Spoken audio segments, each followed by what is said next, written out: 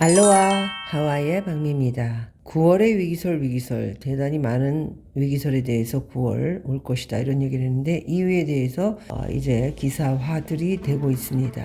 9월의 위기설 없다지만 새마을 금고처럼 제2금융권 연체율도 계속해서 급증, 제2금융권 연체율 상승세가 멈추지 않고 있다. 정부의 진화에도 9월의 위기설이 꼬리를 내리지 않는 이유다. 고금리 여파가 이어지는 가운데 제2금융권에서 돈을 많이 빌리는 영세 자영업자의 대출이 코로나19 대출 지원 종료와 맞물려 부실화할 수 있다는 우려가 나오고 있습니다. 금융감독원에 따르면요, 상호 금융조합, 농협수협, 신협, 산림조합 별게 다 있네요. 연체율은 지난 6월 말 2.8%를 기록했고 지난해 말보다 1.28% 증가했다. 부동산 경기 부진 여파로 부동산 프로젝트 파이낸싱 PF죠. 대출 연체가 늘어난 탓인데요. 상호금융의 기업 대출 연체율은 올 6월 말 4.12%로 6개월 전 대비 1.98% 올랐습니다. 더 많이 이제 연체율이 올라가겠죠. 금감원이 발표한 상호금융의 연체율 같은 상호금융이지만 행정안전부가 소관 부처인 새마을금고 연체율이 제외된 수치입니다. 연체율 악화 양상은 위기설까지 나왔던 새마을금고와 흡사한데요. 행안부에 따르면 새마을금고의 지난 6월 말 연체율은 지난 6월입니다. 지금 9월이죠. 지난해 말보다 작년보다 3.59%에서 1.82%포인트가 올랐다고 합니다. 역시 부동산 PF 대출 부실 여파로 기업 대출의 연체율은 6개월간 5.61%에서 8.34%로 2.73%포인트 뛰었습니다. 다른 제2금융권의 연체율도 계속해서 올라가고 있는데요. 지난 6월 말 기준 저축은행 연체율은 5.33%로 지난해 말 3.41%보다 1.92%포인트 상승했습니다. 신용카드사의 연체율도 같은 기간 1.2%에서요. 지금은 1.58%로 올랐고요.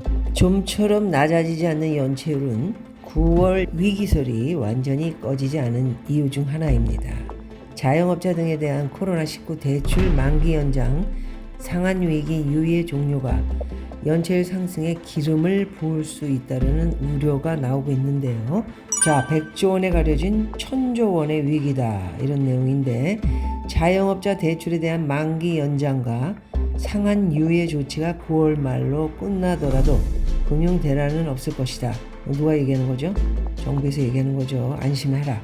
자영업자 9월 금융 위기설이 끊이지 않자 금융위원회가 9월을 목전에 둔 지난달 31일 보도자료를 내고 위기설을 잠재우기도 했습니다.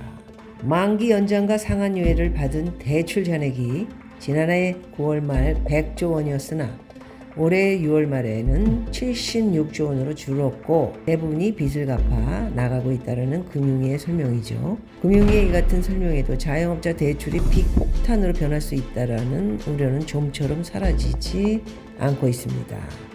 왜 그럴까요? 100조가 문제가 아니고 900조가 남아있죠. 그렇다면 이건 어떻게 할 겁니까? 금융위기가 위기는 없다고 말하는 근거인 100조 원은 이처럼 어마어마한 자영업자 전체 대출의 빙산의 일각에 불과하죠. 1,000조 원과 100조 원의 차이는 정부 당국이 자영업자 금융 지원책을 내놓을 때부터 비롯됐던 겁니다. 소상공인연합회에서는 10분의 1을 놓고 괜찮다고 정부는 말하는데 10분의 9는 어떻게 할 것이냐? 나머지 금융부채에 대한 대책을 요구하고 있는데요. 물론 정부도 100조 원 이외의 대출에 대한 대책도 내놓고 있다고 합니다. 일종의 탕감 프로그램인데요. 새 출발 기금과 고금리 대출을 중저금리로 갈아탈 수 있는 대환 대출 프로그램. 엄청난 자영업자 부채 규모에 대해 이들 프로그램들의 대상으로 하는 대출은 여전히 일부분에 한정돼 정작 도움이 되지 못한다. 정말 정부와 이 자영업자 하신 분들 어떻게 해야 할지 제가 볼 때는 이거 쉽지 않은 일인 것 같습니다. 한마디로 빚을 탕감받기 위해 전체 채무가 아닌 보유 재산을 넘어서는 순채무의 80%까지 탕감해 준다. 생업을 접어야 하는 셈이죠. 자, 고금리 대출을 중저금리 대출로 바꿔주는 대환 대출 역시 효과를 보지 못하고 있다고 합니다. 뭐 그런 것들이 저는 문제가 아니라고 생각합니다. 비즈니스가 지금 힘들어지는 것은 지갑을 지금 다 닫고 있기 때문에 뭐 사먹는 거, 입는 거, 쓰는 거, 다니는 거 이거 자체가 지금 다 끝났다고 볼 수 있죠. 그러니 비즈니스 하시는 분들은 힘들 수밖에 없고요. 장사가 돼야 뭐 돈이 돌아가는 거 아니겠습니까? 이러는 가운데 부동산 대출을 줌으로써 가계대출이 21개월 만에 최대폭 증가하지 않았습니까? 자, 그래서 당국이 인터넷 은행들 현장 점검을 뭐 이제 와서 뭐 하느니 마느니 참 왜 이런 짓을 해놓고 또 이런 뭐 감시를 한다, 이게 거꾸로 가는 이런 정책을 쓰는지 모르겠습니다. 8월에 5대 은행에 한 달 새 1조 5,912억이 늘었고요. 여기에 문제는 50년 주담대 이것인데요. 3조 4,166억을 빌려서 집을 샀습니다. 연체율동 은행권 건전성 지표 악화에다가 주담대 폭증, 인터넷 은행 관리 강화, 이런 말을 지금 시작을 하면서 돈 빌리지 마라, 금리 올라간다, 집 사지 마라 이러고 있는 것입니다. 왜 거꾸로 정책이 이렇게 가는지 안타깝기 짝이 없습니다. 가계빚이 급증하는 가운데 은행권 전체 연체율은 1년 전에 2배로 치솟았고요. 가계빚 상황이 심상치 않다고 판단한 금융당국은 50년 주담대 취급 한도를 줄이는 한편 올 상반기에 1월에서 6월이죠. 주담대를 5조 원 넘게 늘린 인터넷 은행에 대한 현장 점검에 돌입했다. 그것도 인터넷으로 참 은행 같지 않은 인터넷 거래 참 그렇습니다. 이런 가운데 이 고종환 이분 뭐 한국 자산관리 이런 거 만드셔가지고 계속 말씀하고 다니시는데 뭐 좋은 얘기도 있고요. 예, 뭐 안 좋은 얘기도 있죠. 지금 같은 시기에는 입을 좀 조심해야 되는 시기다. 저는 그렇게 생각합니다. 그런데 부동산 시장 내년에 안정을 굳히고 2025년 본격 회복할 것이다. 언제는 계속 내린다고 말씀을 하셨던 것 같은데 이제는 이제 슬슬 올라간다 이런 얘기를 하는 것이 나에겐 유리하다 생각을 하신 건지, 통계는 서로 각각 틀리게 생각하고 말을 하고 있기 때문에 들어보면은 어디에 판단을 두고 얘기하는 건지 2025년 2년 후 얘기인데요. 그때 가봐야 알 것 같습니다. 먼저 중국이 폭망, 그다음에 미국도 한국도 폭망, 독일은 지금 폭망하고 있죠. 전 세계가 지금 아우성을 치는데 무슨 본격 뭐 집이 이제 2년 후에 모자르기 때문에 인구가 줄어드는 거는 이 양반은 생각을 안 하고 계신 것 같습니다. 6월 인구 역대 최대폭 감소, 내년까지 감소폭이 커질 것 같다.